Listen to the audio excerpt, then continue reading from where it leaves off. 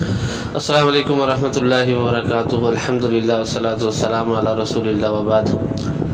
یہ کس نے کہا ہے کہ دین کے کام کے لیے جو ہے اب شادی نہ کریں؟ خود رسول اکرم صلی اللہ علیہ وسلم نے شادیاں کی اور دین کا سب سے زیادہ کام کیا۔ صحابہ کرام نے شادیاں کی، دین کا کام بھی کرتے رہے۔ شادی کرنا تو سنت ہے۔ نبی علیہ السلام نے فرمایا النکاح سنتی، نکاح میری سنت ہے۔ وَرَغِبَ عَنْ سُنَّتِي فَلَيْسَ مِنِّي، جو میری سنت کا انکار کرے وہ میری امت میں سے نہیں۔ تو سنت کا انکار نہیں کرنا، اس پر عمل کرنا ہے، شادی کرنی ہے۔ اور کس نے کہا ہے کہ امام بخاری نے شادی نہیں کی تھی؟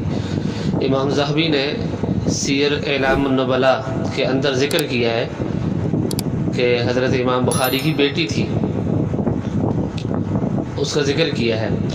اور عدم ذکر کی وجہ سے نفی لازم نہیں آتی ہے۔ اگر کسی چیز کا ذکر آپ کو نہ مل رہا ہو تو اس کا مطلب یہ نہیں ہے کہ وہ عمل ہی نہیں ہوا۔